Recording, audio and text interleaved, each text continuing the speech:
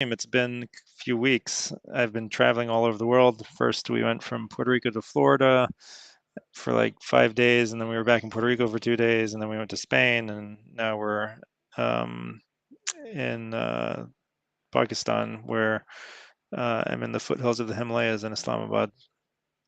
All right, so I have been, yeah, tired, um, lack of sleep, and then we had to go for a wedding in Lahore, and then we came back. And so I feel like I've been traveling for 3 weeks. I just wasn't able to do any live streams.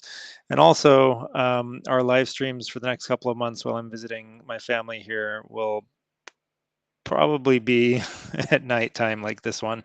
So hopefully that'll work for people, or at least you can watch the replay.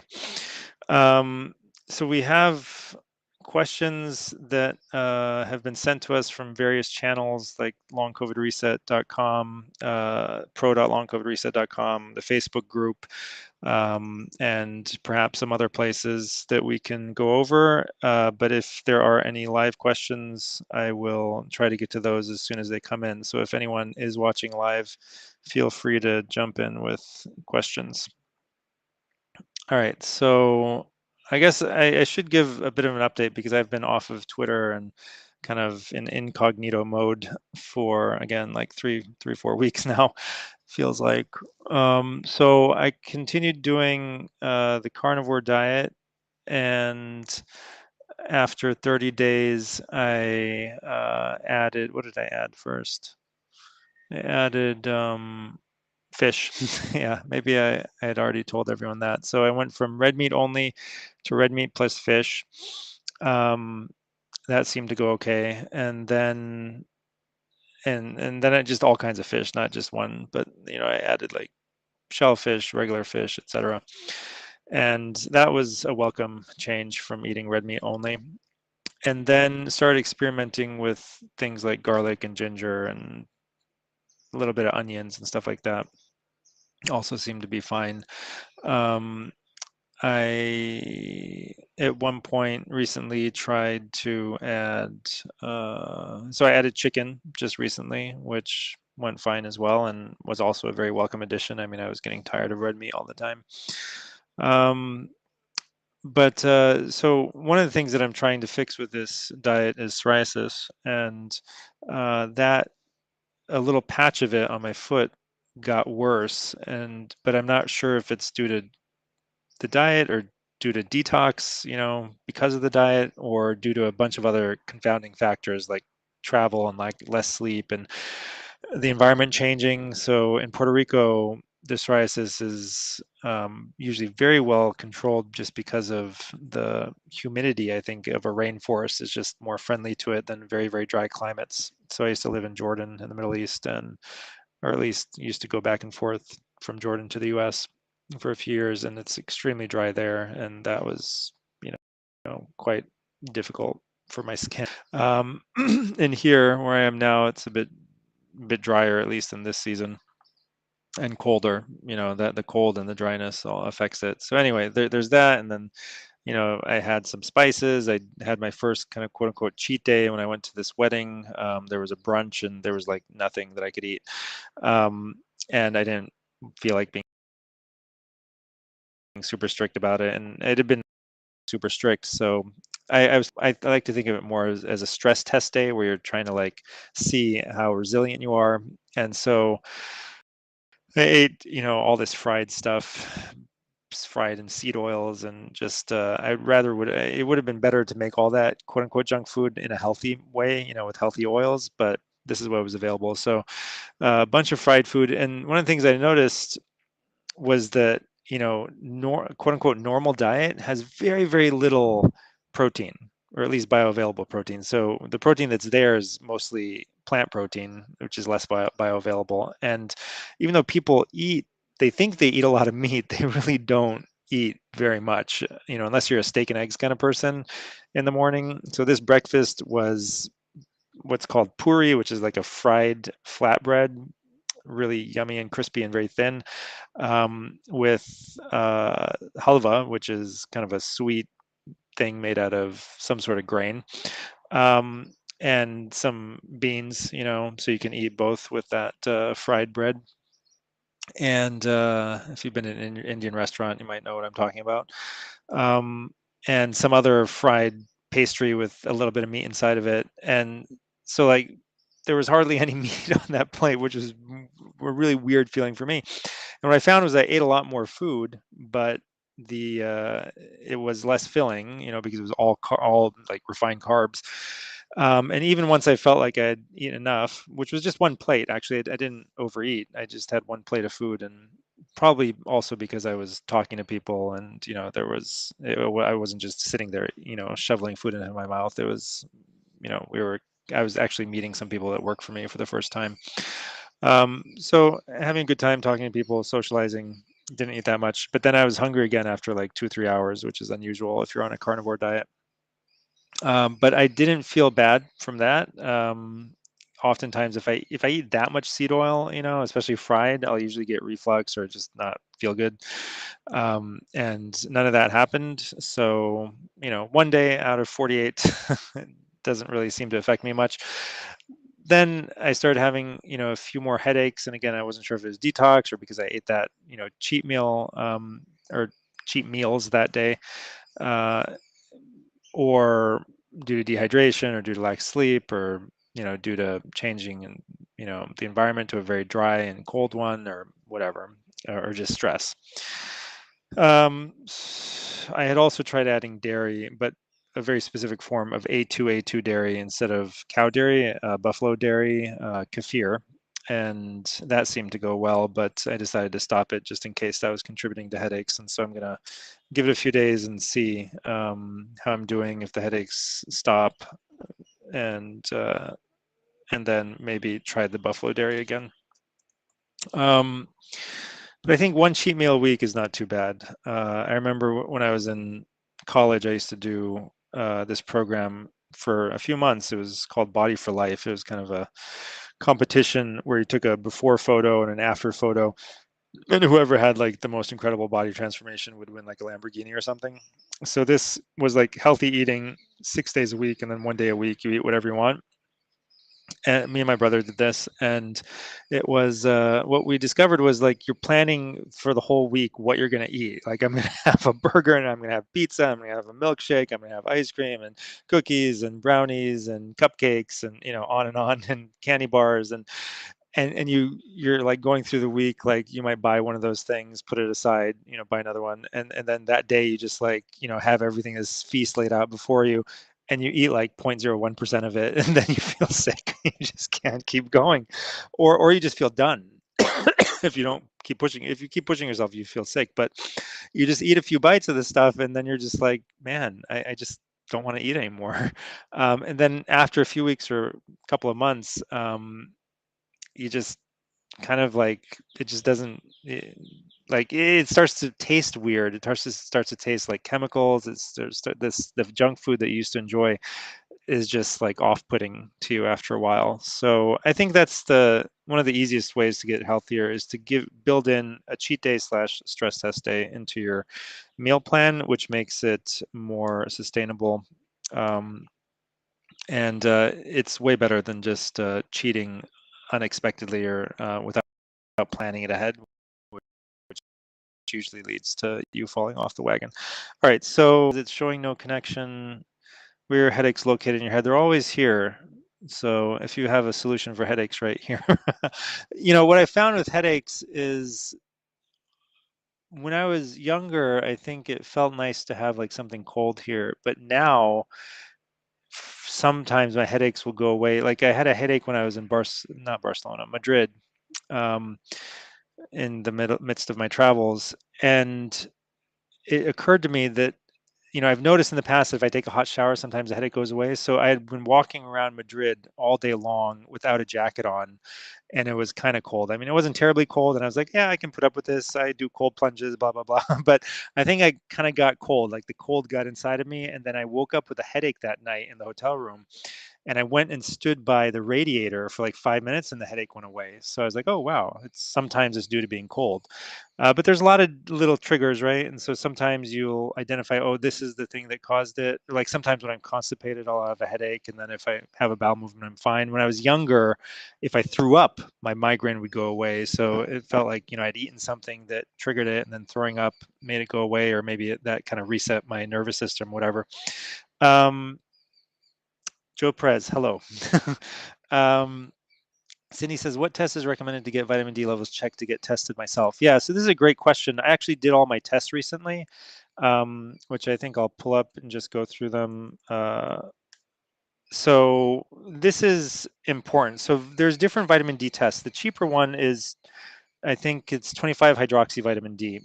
But that's not the fully active form of vitamin D. 125 dihydroxy vitamin D is the active form, and sometimes it's called calcitriol, and that's the one you want to check because again, it's the active form. Your inactive or D2 level might be high, and it might not be converting into D3, and then you're not actually getting the benefits of it. So there's like a conversion problem along the way. So it's important to check the active form, the calcitriol level, along with parathyroid hormone, um, and uh, and basically parathyroid hormone, calcium, and vitamin D are interrelated. So vitamin D will raise your calcium levels. Actually, I'm not sure if I remember the way that it all works together, but yeah, vitamin D, raising of vitamin D, you'll increase calcium absorption in the gut. Calcitonin lowers calcium levels. Parathyroid hormone also raises them. Yeah, so when calcium goes up, it suppresses your parathyroid hormone, right? Um, because your parathyroid would go up if your parathyroid gland felt that your calcium levels weren't high enough, it would raise the calcium levels. So when the calcium levels are already adequate because of vitamin D increasing absorption in the gut of calcium, your parathyroid will go down and become relatively suppressed or in a normal range.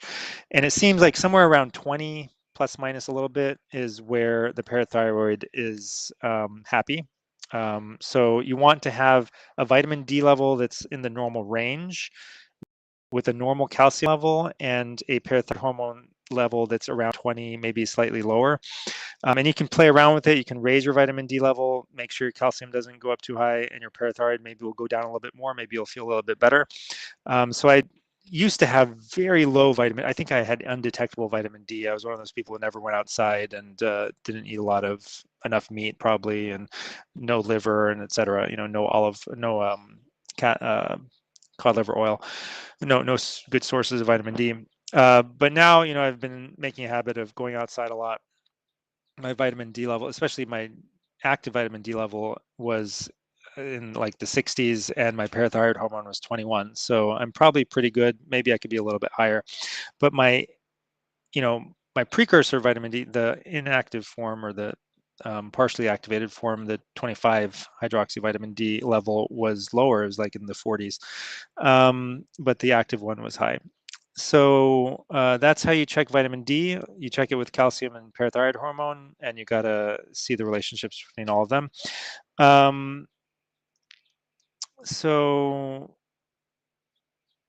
Cindy says it's still a lost connection. So are we, Anis, are we actually live? Are people able to see us? Amuza says it's a poor connection. All right, guys, I'm going to try to get a better internet connection while I'm here. Last time I was here, I got a hotspot, which worked really well. So I'm going to get a hotspot. And then I was planning to do this on the roof of my parents' building, but my phone hotspot wasn't strong enough. So I came downstairs.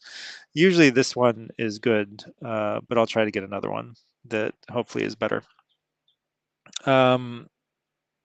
Oh, okay. It seems like while I'm here, I can't live stream to Twitter, so we might have to post it later. And let me try to see if I can. Well, I am coming through a VPN, but I guess it's not. I guess they can still tell that I'm not in the US somehow. I am connected through New York though, so but we'll see. Yeah, Cindy was on X, so it seems like Twitter/X. Ed Chair says it's looking good here. So yeah, I think it's a Twitter X problem, and we may not be able to live stream to Twitter while I'm here. We might have to just post them later. All right, and even then, hopefully we'll be able to post. I guess we are able to connect to Twitter. I know you guys can connect somehow, so maybe we can figure out a VPN that'll let us live stream to Twitter while I'm here. Facebook, one of the Facebook users, I can't see your name, unfortunately, when I'm in this streaming software, but he said in Chinese medicine, headaches on the forehead are blood sugar related. Too much sugar. I used to eat too much sugar, that's for sure. Um, and I guess, on that cheat day, I had some sugar. Then there's the caffeine headache or gallbladder headache on the temple area, which is a gallbladder meridian. Yeah, I don't usually get temple headaches. I don't drink, I haven't had caffeine in a long time. I did have caffeine on the cheat day. I had a little bit of chai or tea, um, and felt fine with it. This cheat day, I'll probably have some coffee. I like the taste of coffee. I've got some clean coffee. I'll try that. It's a decaf from Purity Coffee, which is tested for mold toxins and all that stuff. So it's really clean. That's one of the problems with coffee. And the problem with other sources of caffeine are chocolate, not that much, but you get some caffeine there, and chocolate's usually pretty dirty too. I love chocolate, but maybe we'll do it on the cheat day, even if it's not super clean chocolate. I tried to get some chocolate from a producer that had tested everything, but I don't think it arrived before I left.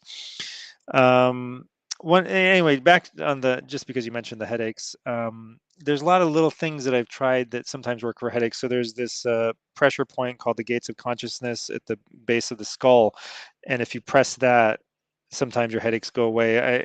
I went to an acupuncturist once who stuck some needles in there, and my headache was gone in like within 15, 20 minutes. And I was like, oh my God, I've never had an experience like this where a headache just goes away without taking like 400 milligrams of ibuprofen and something like that. So since that, I've always tried this when I have a headache. It's kind of awkward to do it to yourself, but there's like this device that you can get online, a physiotherapy device. It used to be called the Knuckle. I think it's called something else now. Um, it's by the same lady who developed uh, this thing for the iliopsoas muscle. Can't seem to find it because, again, usually when I search for it, anyway, I'll have to find it and show you guys what it is. They renamed it to something else. Somebody's probably going to jump into the chat and tell me what it is in like the next 5 seconds. Well, I can't find it for now. Anyway, it's a device that does this for you. It like acts like two thumbs and presses into the base of your skull on both sides of your neck. There's that, and then sometimes like if I don't know, I heard once that this wasn't good for you. I don't know why, but like sometimes I'll find like a tender spot somewhere in my head and just like massage the hell out of it, and the headache will go away. But that spot will be super tender for a few days after I do that. All right. So maybe the same Facebook user said, you're right, people don't eat enough protein. All right, so it looks like the questions are piling up at the top. Okay, so I don't have to scroll down. So this person on Facebook again says, heard that some are taking massive doses of vitamin D, 20,000 milligrams, and having good results. We as a society are so vitamin D deficient. Yeah, if you take something that you're really deficient in, usually you'll feel a lot better. So for most people are vitamin D, because we just don't go outside and we don't eat foods that are high in vitamin D. So even if you don't go and get tested, it's a good bet that you could benefit from vitamin D. And the other thing that you could probably benefit from is magnesium. Glycinate is a good form of magnesium to take. And most people can take 200, 400 milligrams of magnesium glycinate, and they'll usually feel a lot better. Some people take way, way higher doses of magnesium glycinate, up into like 10,000 milligrams, 20,000 milligrams, because only 15% of it is elemental magnesium. But if you want to take super high doses of magnesium and see if they benefit you, I would titrate up slowly and try to get it in other forms. Like you can add magnesium drops to your water, which I like to do. You can spray some elemental magnesium onto your neck. You can take a magnesium soak in a magnesium salt bath, and you can take magnesium. And you can look at your diet and see if you can increase sources of magnesium in your food. Magnesium, vitamin K2, a lot of people are probably low in, again, because of dietary reasons. So those are the top kind of things that people might be missing. But when I checked my own labs, I found I was low in manganese, which apparently can happen if you're eating a lot of meat and not enough liver, as I was. I was low in thiamine, which was interesting. So that's B1. This is something that alcoholics may low in. Not that I drink alcohol. And in general, people also who have been chronically smoking marijuana or using marijuana can be low. Um, uh,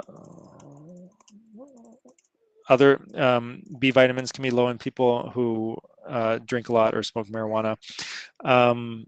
Vitamin D can be low in those people as well. The other thing that might be, probably is low was magnesium. So you want to be at the upper end of the range, like 2.2 in that area for magnesium. On the serum test, I was about 1.8, which is at the lower edge of the normal range. So I was probably low in magnesium. Some people who eat carnivore think that you don't need to reach the higher level, the quote unquote optimal levels, even sometimes the normal levels, because your body doesn't need as much of these things because the ranges were tested in people who were not carnivore. It might be true, it might not be true, who knows. If you see that you're low in something and you increase it and you feel better, then you probably were actually low in it or low for what your body needs. The other thing that was low, which was not surprising, was vitamin C. It was like 0.1 or something, and I think 0.2 is the cutoff for normal. So that was a little concerning. Again, not surprising on carnivore because unless you're eating a lot of adrenal gland, you're not going to get any vitamin C at all. So that might be something to look into for me, adding some sort of vegetable source of vitamin C to see if I feel better. But I think the first thing I need to do is magnesium because that also can be related to headaches. Thiamine, certainly, I think I need to do. My B12 is in the 300s, and a lot of people in functional medicine think you should be around 500 and above to be optimal. So the Bredesen protocol for Alzheimer's reversal recommends being above 500, and other protocols in functional medicine recommend being above 500 to be optimal. My homocysteine was somewhat high. I think it was like 14 or something. So ideally, you want to be less than 7, 8. And probably the thing that helps the most with that is riboflavin. So that's another B vitamin. So I might need to add a source of riboflavin to my diet to bring that down. So will NAC need to be taken forever, or what are the recommendations? This is again from Facebook. Seems like Facebook's a good place to watch this live stream. If you're not at pro.longcovidreset.com, that's another place to watch it live. NAC, none of the things that are not usual micronutrients need to be taken forever. So NAC is not something you need to take forever. It's something you need to take until you get better, and then you overshoot the mark by a month or 2 or 3, and then you try to wean off of it, and you try to get everything that you need from your diet up, ideally, and just supplement a few things if it's difficult to get from food, like magnesium, copper, zinc, maybe, other things like that. My copper and zinc levels, I think, were normal. Probably I'd been eating oysters, and they have copper and zinc in them. I'm not sure, what are you using, please? I'm not sure what the question is in regards to. Yeah, the gallbladder, the Facebook use gallbladder meridian is back here as well. So and I love salt baths. Yeah, salt baths are very healing and relaxing, especially if you can tolerate hot baths. So some people have skin issues where they can't tolerate hot baths, but if you can, I mean, while I was in the phase of still treating myself, and still feeling a little bit of nervous system overload, I started taking hot baths, and they felt wonderful. And I would go back and forth from the hot bath to the cold plunge, and that felt even better. I mean, the level of relaxation you hit, and I don't know if this is good or bad for you, but people might have different opinions, but I would go from the cold plunge straight to the hot bath, And man, I felt like I almost passed out. I was so relaxed. So be careful with it. I don't want you to actually pass out because of the sudden changes in blood pressure, but it felt extremely good. So how much magnesium should I think should one take? It depends on the person, right? So it depends on if you're low. It depends on what dose you feel best with. I mean, at the really high doses, it might even have almost like a similar to a pharmaceutical effect in, just because it's like you're taking a mega dose that you wouldn't even be able to get naturally. So you're doing something that's a little bit unnatural or maybe very unnatural. But yeah, some people feel, I mean, apparently have taken as much as 4 grams of elemental magnesium. And if you wanted to take that in a magnesium glycinate form, you would need something like 25,000 milligrams of magnesium glycinate to get into the range of grams of elemental magnesium a day. It seems insane. Another way to get it is if you get the magnesium salt of vitamin C. And if you're taking vitamin C, you can take the magnesium salt of vitamin C and you'll get some magnesium that way as well. But as with most things, everyone is so different. There's not just one dose that I can tell everyone to take. Everything is trial and error for every person because we're all so biochemically different, genetically different, and environmentally different, and physically different. Different in all ways. So this is a good point that I mentioned to one of my patients today that a lot of people who have long COVID, they spend way too much time reading a bunch of fear porn, even if it's from a scientific journal article or just the mainstream media or Twitter, X, or Facebook or whatever. Most of the information on long COVID and vaccine injury is just fear porn. It's just all about fear because that's what goes viral. And my Twitter feed has oftentimes been like that as well. And I would tell patients, don't read my Twitter because there's too much fear mongering there. And for me, I was trying to raise awareness in people who didn't think it was a problem. But once you're aware of it, you don't need to go and like frighten yourself. I mean, it's almost like you're psyching yourself out. You're giving yourself a nocebo effect. You're like doing voodoo on your brain by making yourself believe that you can't get better. So one of my points was that all these studies, all these articles, they're all trying to get clicks. Essentially, they're all trying to go viral. Scientists are also trying to go viral, right? Everyone's trying to go viral, and it's always been that way. And so they'll go after like a study result that's really alarming or very unusual, shocking, very revolutionary, etc. And just the fact that they're trying to create a study result that is that way, that is revolutionary, groundbreaking, shocking, scary, whatever, decreases the likelihood that the study result is actually true. So this is based on John Ioannidis's work. You can take a look at some of the papers he published years ago, modeling the likelihood that a scientific research finding is true or not depends on a few factors, one of which is, anyway, so there's a lot of inherent biases in research that are difficult to get rid of just because of the incentives that are built in to science and publishing. And the other point was that, if you see some sort of headline or something that says like 50% of people who got COVID have like brain inflammation or shrinking of the brain or whatever after 6 months, or 50% of people with long COVID a year later have this or that horrible thing, and they're gonna develop dementia early or whatever, that means close to nothing for you specifically and individually. All right, none of them are you that were in that study. It was a small study sample, ways, by people trying to find the perfect, study design that would give them that outrageous outcome. And after 5, 10, 20 years, somebody might go back and try to replicate it, and they won't be able to replicate that finding, or they'll overturn it completely. It might even happen in 6 months.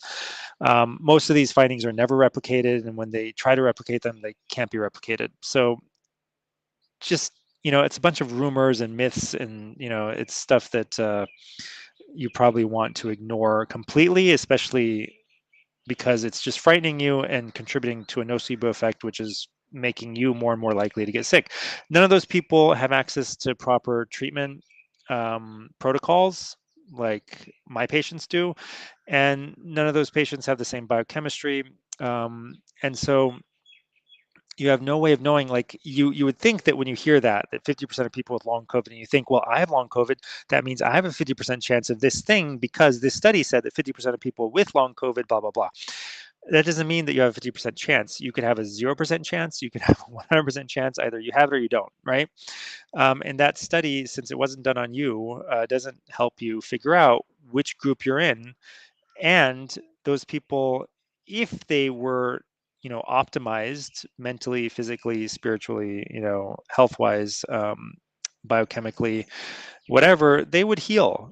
That's my basic, that's where I come from, is that anyone can heal if they're willing to take the steps necessary to heal. And healing just comes down to fixing the environmental signals that are creating the illness. Illnesses happen as a response to, like the door open here to get sunlight that doesn't pass through the window. And I'll open it again when this car goes away. But basically, the state that you're in is just, it's a cause and effect relationship, right? That has created the state of illness or health that you are in. And the causes are like negative causes and, well, I guess you could say positive. So they're toxins on one hand, and then essential nutrients essentially on the other hand.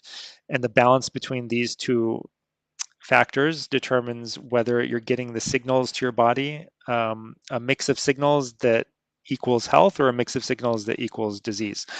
And toxins include not just physical toxins, but emotional, mental toxins, nocebo effects from like thoughts and belief systems that you've imbibed from outside, kind of curses, as one physician puts it, from people that are authority figures in your life who've told you that, oh, you just have to deal with this.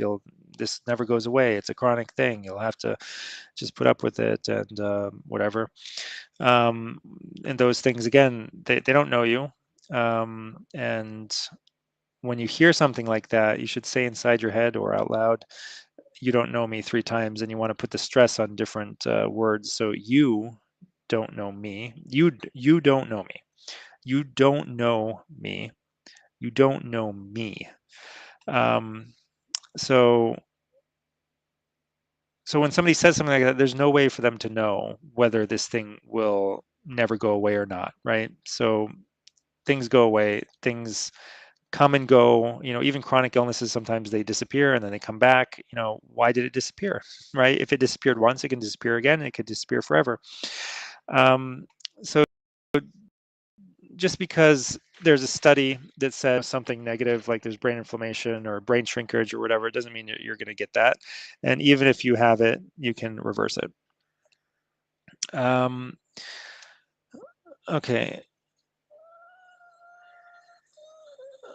So somebody was saying that I used to, I think, do the salt baths, but then I got UTIs the last 2 times, which wasn't fun.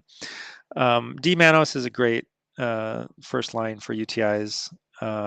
Drink fluids, drink cranberry juice, but D-mannose is one of the active constituents of cranberry juice. If you take about 500 to 1,000 milligrams 3 to 5 times a day, almost always will get rid of a UTI. So magnesium glycinate is a good form of oral magnesium in response to this other Facebook question. Okay, so I'll come back and check the live chat in a moment, but we'll also try to answer some of the questions that were sent earlier. So Cindy Hammer said, I'm taking nattokinase 2,000 units. I was thinking of increasing it to 4,000 units. How thin does the blood get with that increase? Do I need to separate them, or can I take 4,000 units at bedtime? I would take it twice a day, and I would usually give it a try. It's not so much about thinning the blood as it is about breaking up things that shouldn't be there to begin with. So nattokinase breaks up clots. So the thing that nattokinase is doing is just normalizing the situation. So in my experience, and from what I've been able to learn about other people's experience with nattokinase, that it doesn't lead to any increased risk of bleeding. Um, the issue would be if you had like a cut or something and your body was trying to create a helpful clot to prevent the bleeding from continuing, then nattokinase at high doses would tend to break down that clot, right? So because it breaks down clots. So, but normally you're not supposed to have any clots, right, in your body, in your bloodstream. You're not supposed to have anything that should be clotting off because you're not supposed to have any damage going on. And then if you have, a minor scrape, cut, whatever, that will usually, the nattokinase won't be able to interfere enough with it to prevent it from clotting, especially if you put some pressure on it, whatever. So, in somebody like Cindy, I know Cindy. We actually did an interview with Cindy that you can find on our channels. She's a nurse, and we helped her recover from long COVID. Again, Cindy, it depends on what your goal is. Do you have microclots? Have you looked for them? Have you found them? Do you have an elevated D dimer? What are you trying to treat? Have you had a recurrence of symptoms? What's going on with you? So if you have microclots, and in microclots, what I've seen in my patients is that it can take like 6 or more months to get them down to a level of 2, which can be found in most chronic illnesses, not just in long COVID. So above 2, we're in the range of like, okay, this is most likely due to spike protein. And people will start off at 4 or 3.5, and sometimes it won't change for 2 or 3 months, and then suddenly it'll start to come down, or sometimes it does change a little bit, but it's gradual.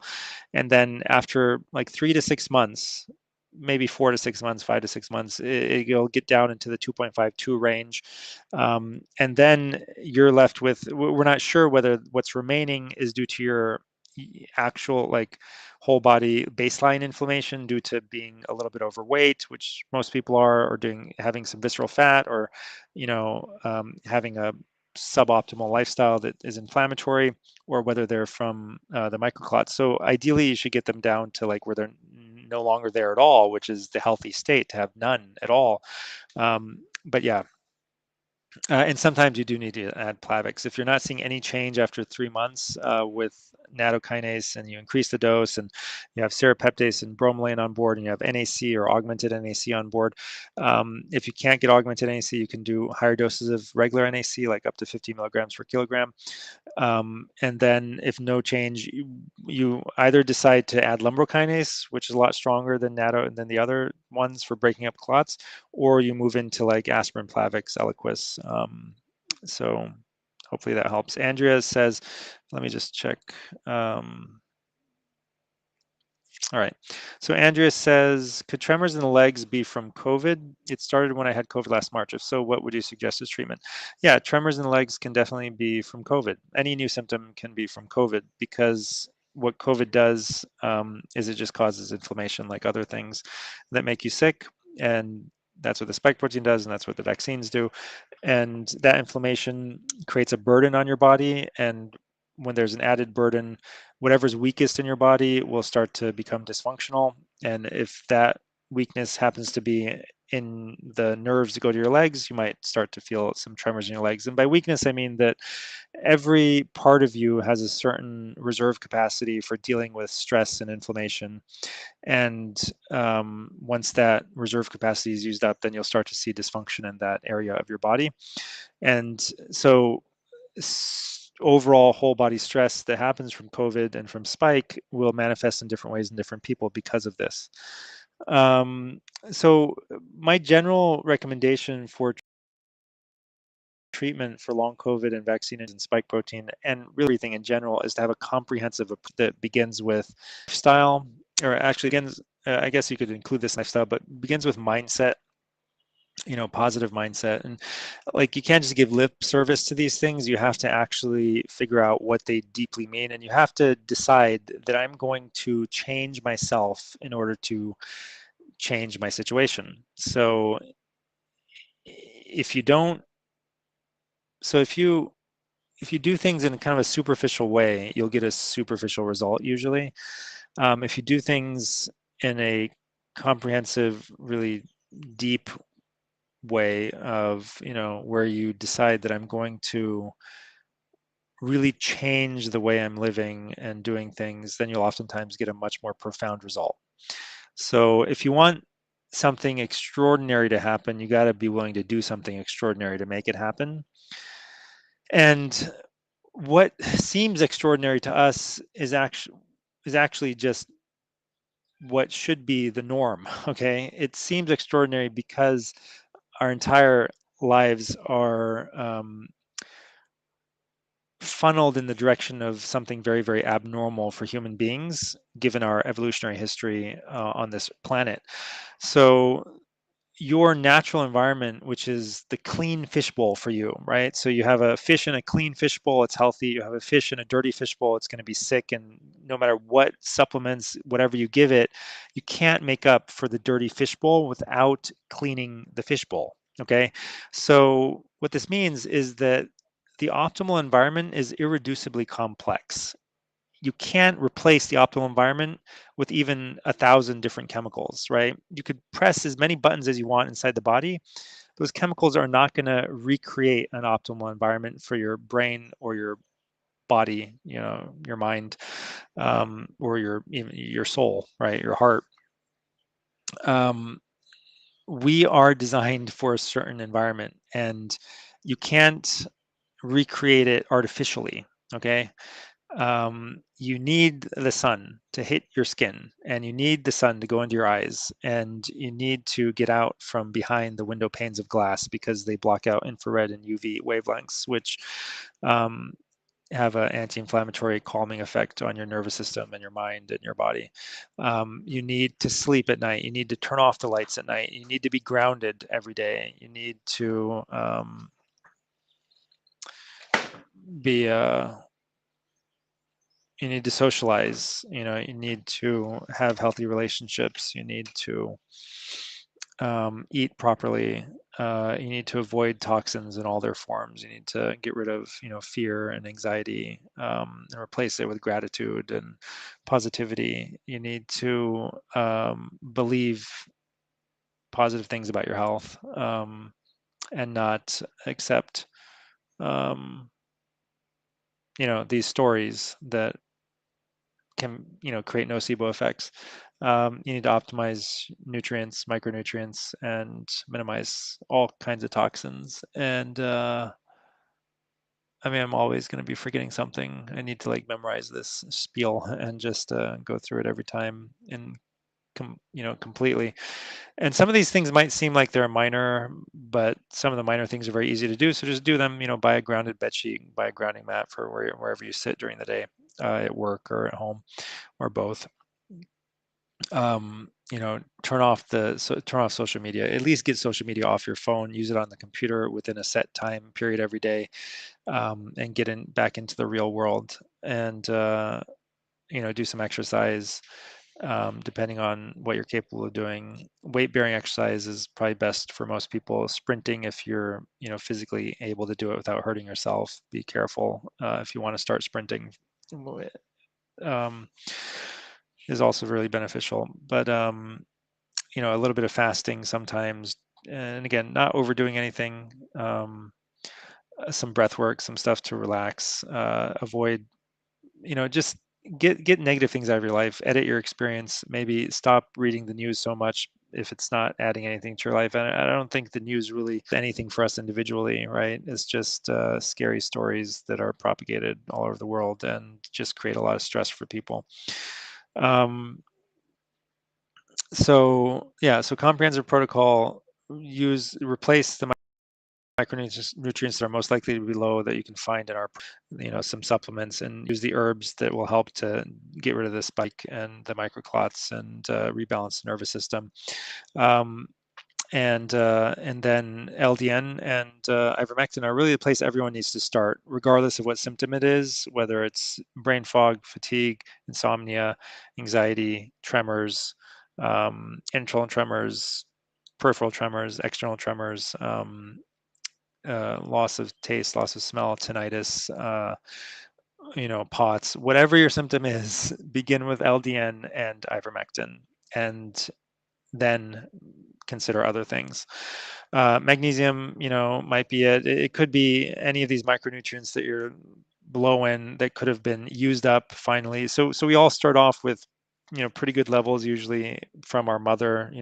She just like hands them over to us as a gift when we're born, and then it might take 10-20 years to like deplete some of our resources, some of the micronutrients that we start off with good stores of, because we're not replacing them properly as we age. And then at some point, and then illnesses will tend to burn up more of different ones. And eventually you hit a point in your life where your health starts to deteriorate. And it's for two reasons. It's because of toxic buildups, and nutrient like depletions.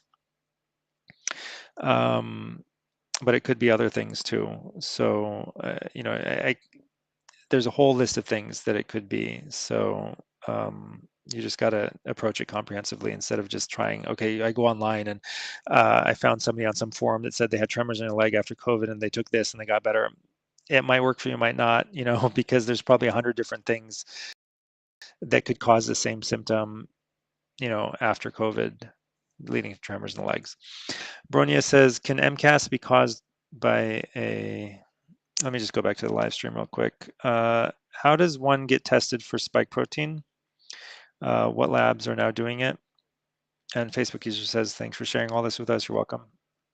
So Barking Squirrel was the one who had the first question about how to get tested for spike protein. So far, there's no direct spike protein test in the US. We have indirect tests. So what we can do to test for spike protein is, I think in order of priority, the first two are, so the first one is just because it's really cheap. It's like 15-20 bucks at LabCorp, is the spike antibody level. If it's really high, then you probably have excess spike protein in your body still, and it's triggering your immune system constantly to create high levels of antibodies. So by high, anything above 500, but some people are in the thousands, tens of thousands, 25,000, 50,000, on the spike antibody level at LabCorp, the quantitative spike antibody level, not the qualitative one. So qualitative will just give you a positive, negative result. You want the quantitative one at LabCorp will give you a number. And so below 500 could be okay, might not be okay, like we don't know, but it seems to be less likely to be a problem. So if you've been exposed to spike, either from the shot or from an infection or just from shedding or whatever, I mean, at this point, probably everyone's been exposed. You'll probably have some level of immune memory that is visible via a antibody test, but not necessarily. So some people will be exposed, and the B cells that make the antibodies will be trained to make those antibodies, but they might have gone dormant, waiting for another exposure, in which case they'll just start spitting them out immediately at very, very high numbers to deal with the spike protein. But in some people, you may have zero, but you don't need to have zero in order to be okay. So you can have, somewhere below 500, most people will not have chronic immune activation due to actual spike protein still being there. It'll just be a memory, right? But in some people, that memory is manifested with continual release of those antibodies by the B cells, even though they're not being actively stimulated by spike that's present right now. So it's a memory of spike that they saw before.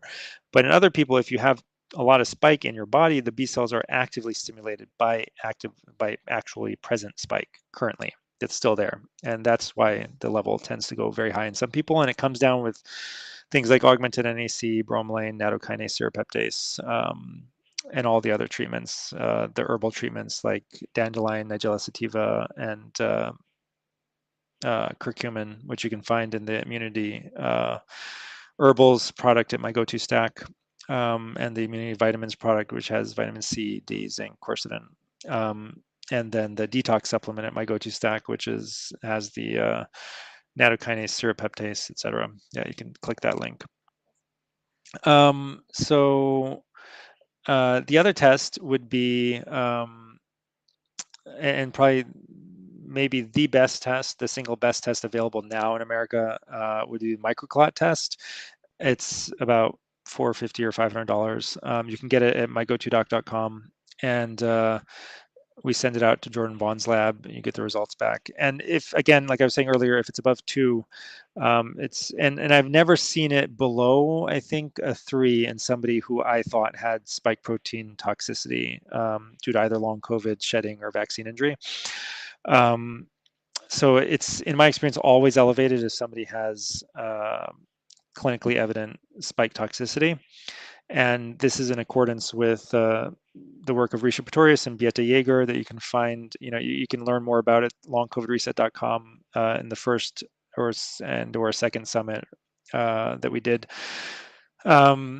So they found, out of thousands of people, that everyone who had a clinical diagnosis had elevated microclots. So I think that's the best test. These 2 tests are great for kind of diagnosis and tracking and treatment, so that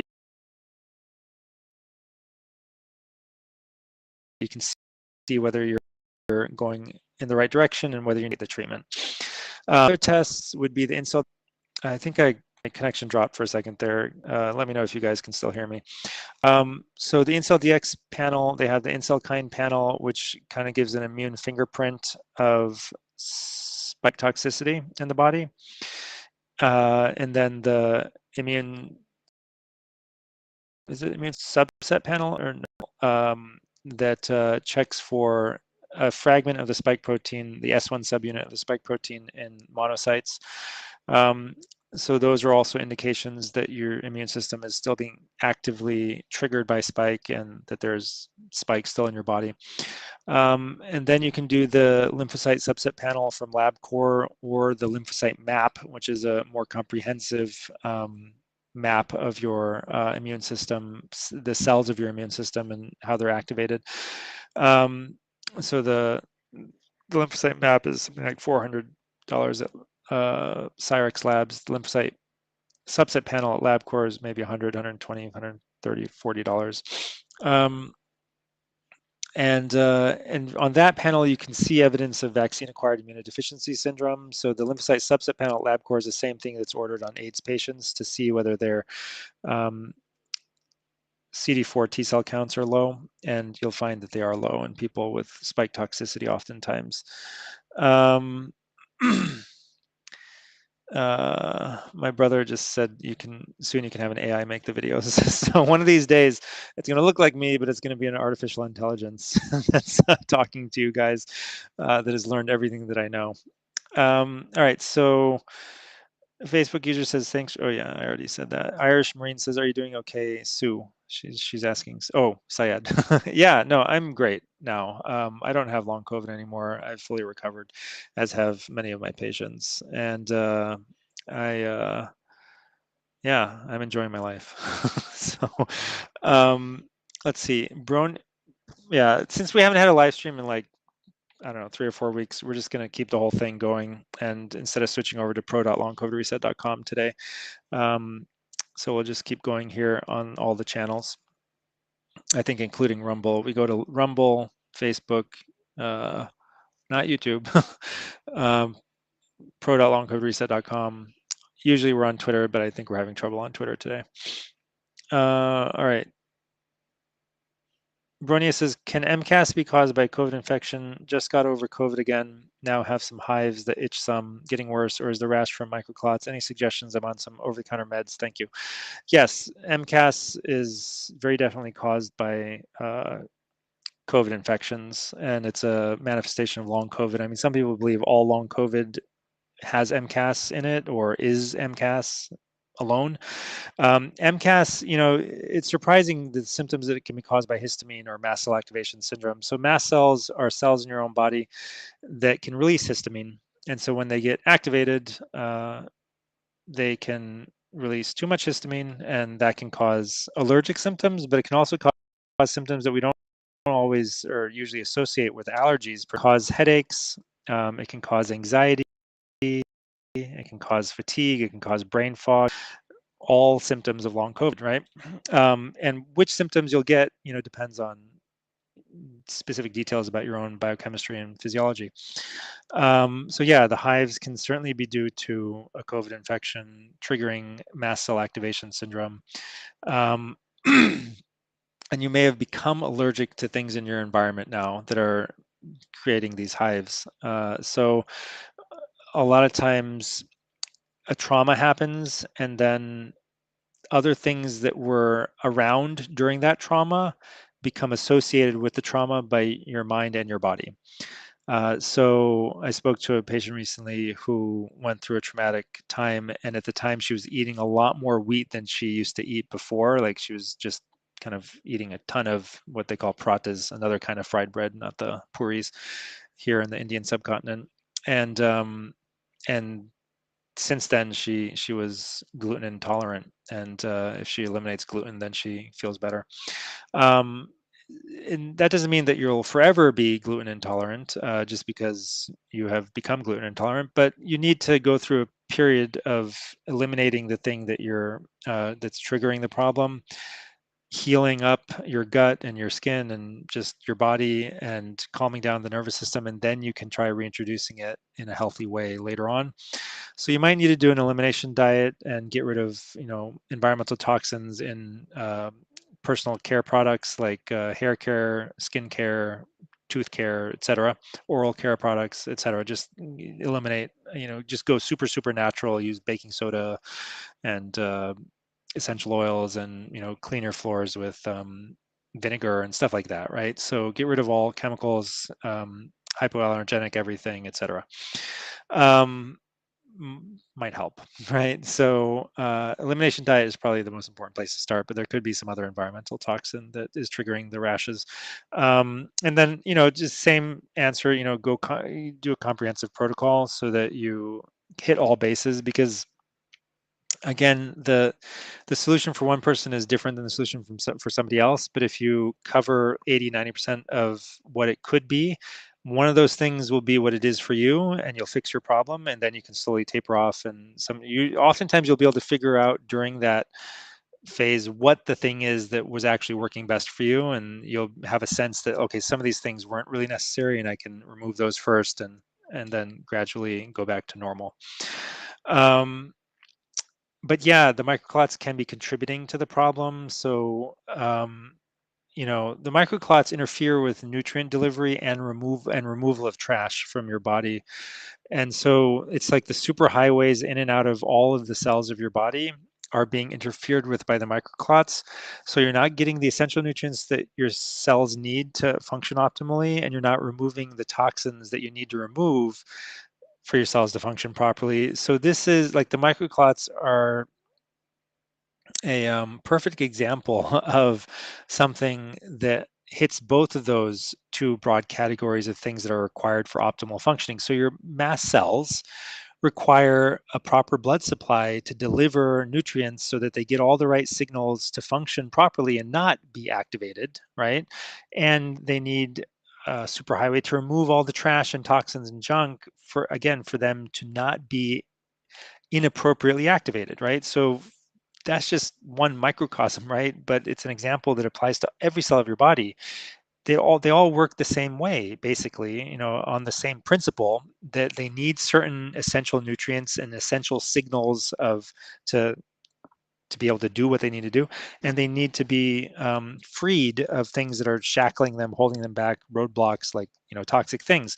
So certainly the microclots are involved in the MCAS and in everything, every issue, every chronic illness, or every chronic manifestation, and every you know um, manifestation of any symptom related to long COVID vaccine injury, or even other problems, right? So microclots are not only present, like I said earlier, in long COVID vaccine injury or spike illness, but they're usually 2 or below in other chronic illnesses. But in those other chronic conditions, they are contributing to symptomatology and perpetuating the problem. It becomes a vicious cycle, right? So the chronic illness is started because of improper signaling from your environment, internal and external environment, due to lack of proper nutrients in the broadest sense of the term, and too much toxicity in the broadest sense of the term. And then that can lead to a vicious cycle of things worsening, like microclots developing, which can then feed back into worsening the initial disease state, which can worsen the microclots, et cetera, in a circle. Anita says, I was a long hauler in 2022. Actually, before that, we'll go back to the live stream. Barking Squirrel says, thank you, you're welcome. Irish Marine says, I recently started having ringing in my ears. It was preceded by some sinus pain and congestion. It's been going on for 3 weeks now. Will it go away? Yes. I've been detoxing for a year with nattokinase augmented NAC. So one thing to know is that sometimes things get worse and it's actually a good thing. So oftentimes when while you're healing, you say you've been detoxing for a year, you'll hit these, your body, while it goes into a detox phase, will be collecting toxins sometimes, and then it'll release them all at once in a certain way. Like, for example, with congestion, like with nasal congestion and like a runny nose and stuff, that'll be like toxins coming out of your body, or with diarrhea, or with heavy sweating, or heavy urination, or nosebleed, or vomiting, or, all these things are avenues of removal of toxins. And so you kind of have to like ripen the thing oftentimes, and then you release it in like a spasm, right? and then you'll kind of like build up the strength to be able to do that again for maybe a few weeks or a few months or a year, and then you'll do it again. So this sinus pain, congestion, this thing may be because of what you've been building up to over the last year with nattokinase augmented NAC, and now your body feels strong enough to get rid of some of the stuff that it's been kind of collecting and trying to get rid of. So this is more of a traditional view of these kind of symptoms when they happen, as all of them are usually detox reactions. And sometimes a virus gives you an excuse to detox. It kind of like pushes you over the edge into being able to release those things in this kind of spasm of illness. And symptoms can worsen while the things are moving out. So I recently spoke to somebody who started taking nicotine and they got a lot worse. And so we know nicotine kicks spike protein off of receptors, but it also has a stimulatory effect on the brain, which can, overstimulate some people's nervous systems with long COVID vaccine injury. But just, freeing up the thing in order to get it out, it comes out in your urine, will oftentimes make you feel really bad, and sometimes your symptoms will come back, but it doesn't mean that you have gone back to square one.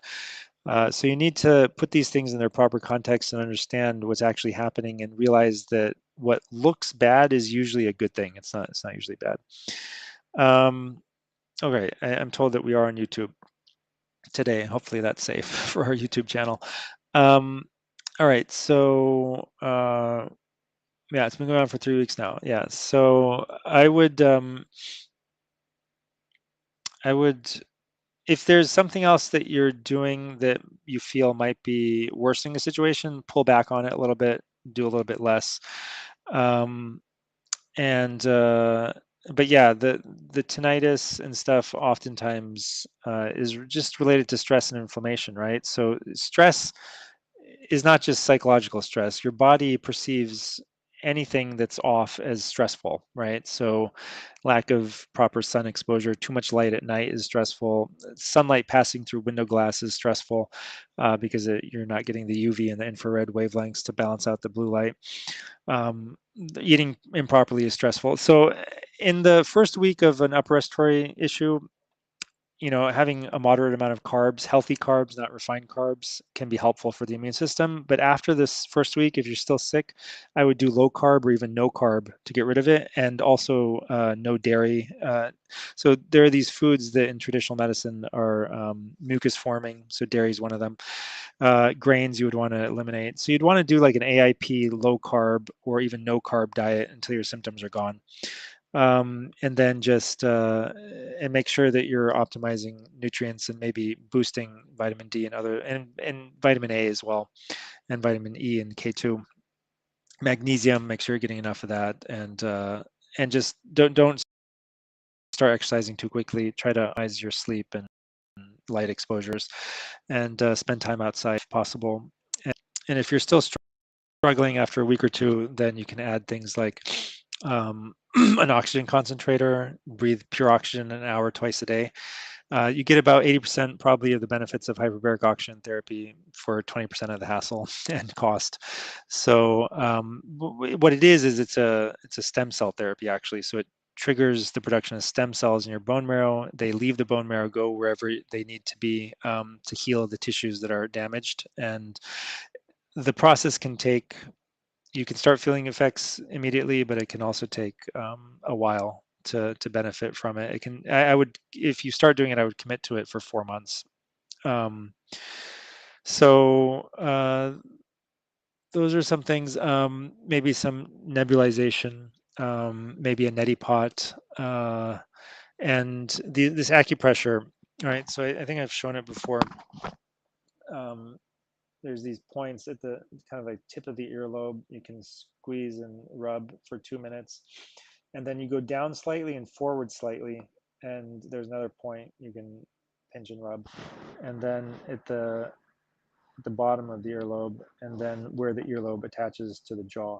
So these 4 points you press and rub on both sides for 2 minutes each. Can be very helpful for nasal congestion actually.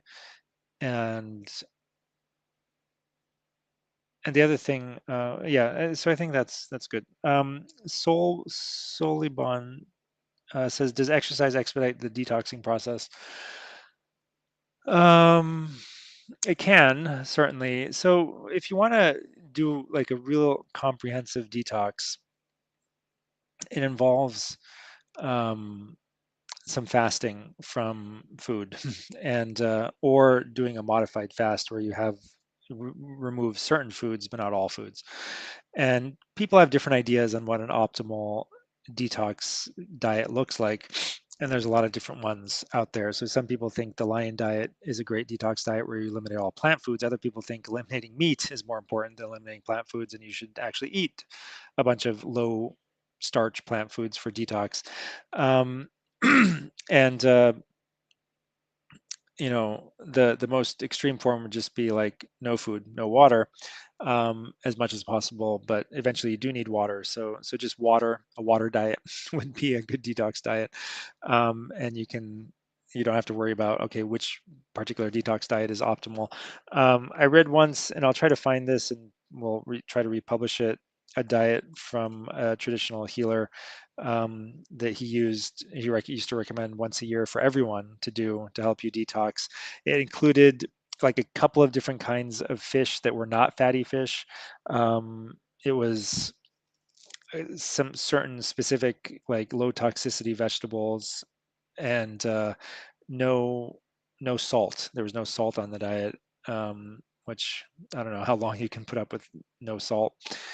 Um, but that might not be an optimal detox diet anymore because, and the like back when this person was practicing, it was more of a traditional diet. People didn't have to usually do this thing for more than 2 weeks, whereas nowadays sometimes people have to do it for like 6 months before they have that detox reaction where they dump all the toxins out. The other things you can do for detox aside from dietary restrictions are take detox supplements. So I've mentioned this probably on the last live stream and before. Chlorella is a good one to start with. It's a natural thing from the ocean, a natural organism that can help to suck out the toxins from your body into your gut when you take it. And then there's other things like activated charcoal. So you would want to take this stuff probably at night, 2 hours after the last meal of the day, and make sure you're optimizing your nutrients, micronutrients, minerals, everything, because some beneficial things may also leave the body while you're detoxing, and usually do. Other things like activated charcoal, bentonite clay, etc. Zeolite is another great one, um, from volcanic rock, I think. And so all of these things can be helpful and beneficial for detox, for removing toxins, and then for spike protein specifically, nattokinase, serrapeptase, bromelain, augmentin A, C, curcumin, nigella sativa, dandelion are great. And they help to kick it off receptors, break it up, get rid of it, and get rid of microclots. And then, sauna, sweating, either from exercise or from sauna can be really helpful. And plasma donation or blood donation, but plasma donation is more sustainable. You can do more of it more frequently, like every week or two. will just physically remove a chunk of plasma, which is the liquid portion of the blood with all in it, and then all the toxins that are in the rest of your tissues will kind of equalize their concentrations with plasma again. So a little bit of what was in the other tissues of your body will filter into the remaining plasma, and then you remove some of that plasma, and then again this filtering process happens where the toxins that are left in your body equalize their concentrations between peripheral tissues and plasma again. And so you keep slowly sucking, essentially sucking the toxins out of your body as you continue with plasma donation over time. And again, this is something that you have to continue for a prolonged period of time in order to drain all of them out of your body. So people will do it for like, a few weeks or a month, and they're like, oh, I feel better. But then when I stop it, I feel worse again. Well, yeah, because you're not done yet. So you got to keep going. You got to go for 3, 4, 5, 6, 12 months. You got to be in it for the long haul, right? So you have long haul, you got to be in it for the long haul to fix it. Irish has a follow-up. Starting the lion diet on Friday. I really like your detox and immunity supplements, very high quality. Thank you very much. Yeah, at My Go-To Stack, we really made an effort to do something that other people were not doing. I saw other people in this same space of long COVID supplements. They started off high quality with no fillers, binders, whatever, inactive ingredients, and then they changed their formulas to add things like silicon dioxide, which is basically sand, um, or sometimes it's written other ways. It's like it might be called rice hull extract because there's a little bit of silicon dioxide in the hulls of rice, and from the hulls of rice. So whether you get silicon dioxide from the beach or from a rice hull, it's still silicon dioxide. Sabine Hazan, who's famous in the COVID healing space, as she's a microbiome expert, warned me not to use it because in supplements or just in general, because there's some evidence that it may be toxic for the brain and the microbiome. That and other things like stearate and a bunch of other things, sometimes they seem more benign because they go by other terms on the labels. But the reason these things are added are because of industrial scale processing, and they lower the price of the supplements by at least half, if not a quarter. Okay. So our supplements are way more expensive to make. They're made in small batches and more of an artisanal process. We have a small producer who has a GMP compliant facility who makes them for us. We've partnered with him, and I looked at how could we make these cheaper, and I could have made them for a quarter of what I'm making them for if I just went to a big manufacturer and was okay with adding silicon dioxide and other things to the supplements, and I wasn't okay with it. So you know if you go and look online, is silicon dioxide harmful or not? You'll find all kinds of answers. Some people will be like, yeah, it's great for you. It's the best thing since sliced bread. You should have more silicon dioxide. But what the amount that has to go into a supplement capsule, I think, is 10 or 20 milligrams, which just seems outrageously high.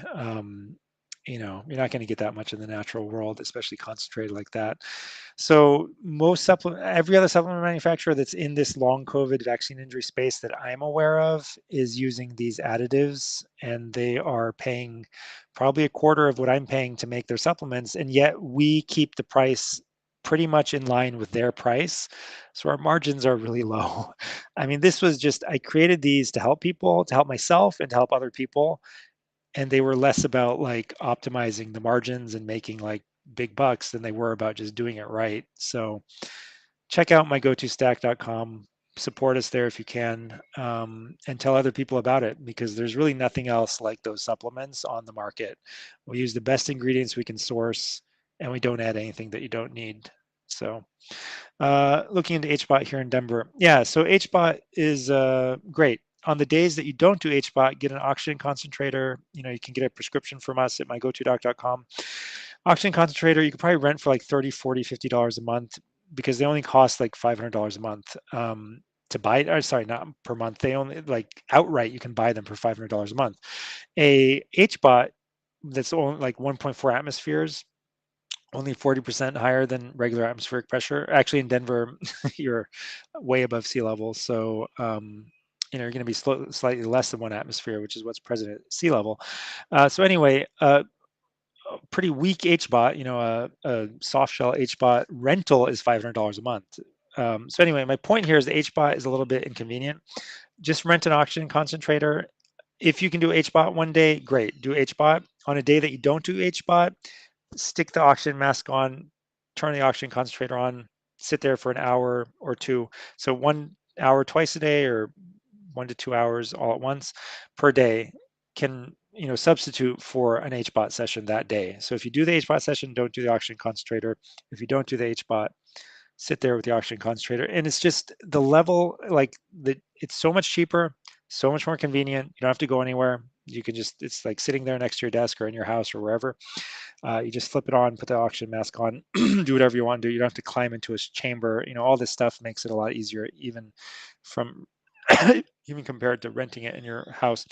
But you're going to get a little bit more bang for your buck with HBOT, especially if it's a higher pressure one. So 3 atmospheres, 2.5 atmospheres, the rigid chambers.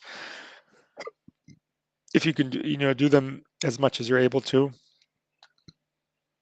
and then supplement on the other days with an oxygen concentrator. Okay, so Anita says, I was a long hauler in 2022 and did the iRecover first line of therapy, which was prednisone and ivermectin. I was reinfected this January and I have lingering symptoms that are not improving with ivermectin and low-dose naltrexone. Shall I consider prednisone, given that it helped a lot with long COVID the first time? Yeah, so I think especially a lower dose of prednisone, 5 to 15 milligrams daily for 2 or 3 weeks is a good place to start. The other thing, you need to consider is that, these repeated infections have depleted some one or other micronutrient. And so the Chris Masterjohn has developed a panel for long COVID. So that would be the place to start for micronutrients and other tests for optimizing a treatment protocol. But then he also has a comprehensive micronutrient testing protocol. So we do both of them, and we interpret them based on his protocol recommendations. Okay, if this is low or high or whatever, and this is what you need to do. This is what you can eat. This is how you can supplement, et cetera, to fix this problem.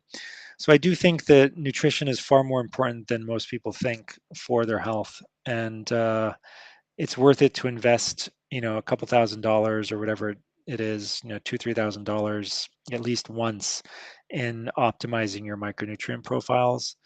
And and then yes, you might need to titrate up the ivermectin the second time around. So some people go up to as high as 2 milligrams per kilogram, which is 10 times the starting dose per day.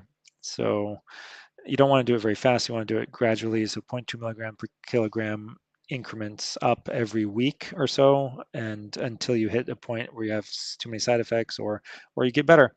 So that's one protocol that can help a lot of people recover. And the LDN also, you may need a higher dose than you needed last time, or I don't think you used it last time. So if you've titrated up to 4.5 milligrams of LDN per day, you might need to go up to 6 or 8.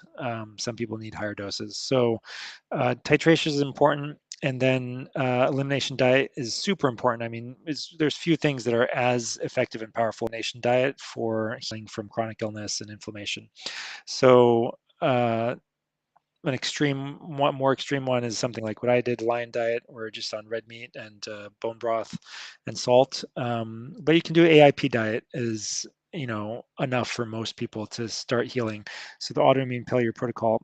But what I have found is if you go really strict to begin with and then you lighten up, it feels a lot easier than going to the lightening up point first. So what I mean here is, like, if you go to lion diet first and then you start light and then you go to autoimmune paleo, you won't feel as restricted and you won't feel that it's that difficult, even if you just do the lion diet for like a day or 5 days or a week or two before you start to add before you lighten up and add some safe vegetables and stuff like that.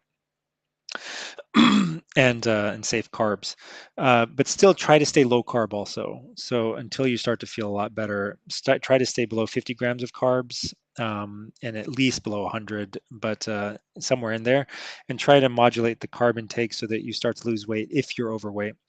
Um, and just like very strictly avoid seed oils for the first month or two, and then it would only be on a cheat day, and try to make your cheat days healthy cheat days where you can eat whatever you want, but you make it at home and you make it out of real ingredients without vegetable oils, and using things like butter, and the healthiest versions of, like, if you want to do a cheat day with wheat, then get like einkorn or spelt, and make it from that instead of from regular wheat, which is more inflammatory. um, so try to make it the healthiest cheat day possible, where you're eating whatever you want, like a healthy version of ice cream that's made with honey and farm fresh cream, or like organic ingredients, and sweetened with honey and fruit, and stuff like that, and A2 milk if possible. So try to make it the healthiest version of cheat day that you can. So cheat days, once a week, or if you can go maybe 1 month without any cheat days and then start the cheat days, that would be better. But my main point here is, instead of going to something, like if you go straight to AIP and just work from there, it'll seem really restrictive and really hard, versus if you go to something like even more extreme, like a lion diet, or something like that, and then you go to AIP, it'll seem a lot easier and won't be as hard to keep up. Um, all right, so I think we are hour and 20 minutes into this. If we have any other live stream questions, I'll answer them, but it doesn't look like it. One other question from earlier, I think from Rhonda Howman: for those taking augmented NAC, how long should it be taken, or is it a forever thing? Yeah, so it seems like the same question as I had earlier for those taking NAC, how long? So it's the same answer, augmented NAC or regular NAC. You take it at least until you're back to normal, and then you overshoot probably by 1 to 6 months, in that range, and then taper off. But this thing can be tweaked, depending on how things change over time, but definitely not a forever thing. Andrea Ball says, what's your opinion of using nicotine patches for long haul? It's something that you can try, but like I said, occasionally there will be a idiosyncratic, bad reaction. So I had somebody who got way worse. They had been improving for like a year, and then they heard Dr. Artis say that nicotine is the solution, and you should eat nightshade vegetables because they affect nicotine receptors. And usually I would say, AIP diet includes avoiding nightshades, so I would avoid nightshades, not take them. And so they tried nicotine patch, and they got way worse. So you want to start off slow with these things, a low dose, and gradually increase, because you might hit a Herxheimer reaction or a detox reaction. And it's not necessarily a bad thing, but it can be very uncomfortable. And if you don't know to expect it, then you can feel depressed and you feel like you're back at square one. You're not. But definitely a lot of people, I think, in one Twitter poll that I did that got a lot of replies, it was like 2/3 of people felt better with nicotine of some form in long COVID. And other people didn't find that it was harmful. So it's pretty rare that you have a negative reaction, especially when you start at a low dose. Carol says, are microclots in the brain causing brain fog and neurological symptoms?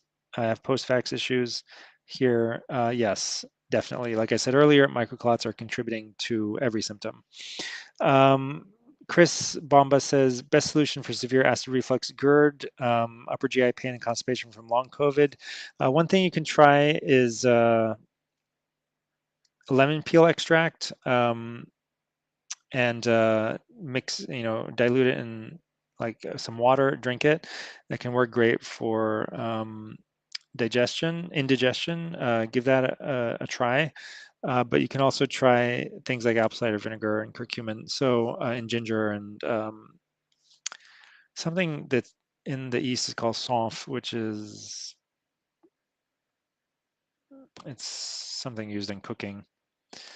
Fennel seeds can be good. So like a small, like half teaspoon of fennel seeds, you chew it up and swallow it. That can be really helpful for indigestion. And then there's these combo things like Maddie's, MATY''S, Maddie's acid reflux, cure or something. They have a number of different helpful things all in one capsule, which can help. But the main thing here is elimination diet, right? So the best solution is to go low carb and even no carb if you have to initially, and acid reflux will disappear. So it's a carb issue. It's not fat or protein. Sometimes fat or protein seems to be the problem. If it is, it can also be a vegetable seed oil issue. So vegetable seed oils and carbs are usually the problem. And among carbs, it's the refined carbs that are the main problem with that cause acid reflux and GERD.